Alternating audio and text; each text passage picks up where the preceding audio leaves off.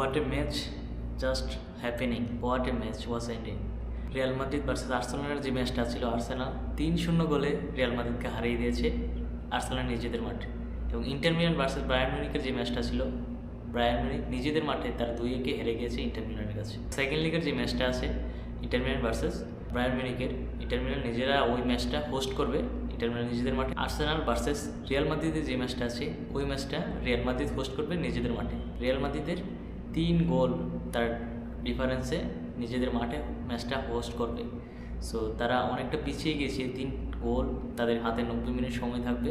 যদি তারা ওই 90 মিনিট সময়টা পরিশোধ করতে না পারে তাহলে তারা নক আউট হয়ে যাবে।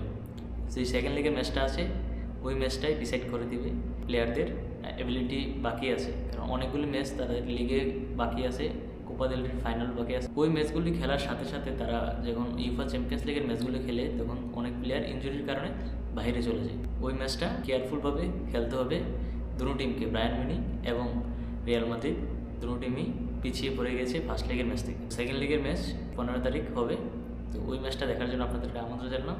তো আজ এই পর্যন্তই, সবাই ভালো থাকুন, সুস্থ থাকুন, দেখা হবে পরে একটা ভিডিওতে।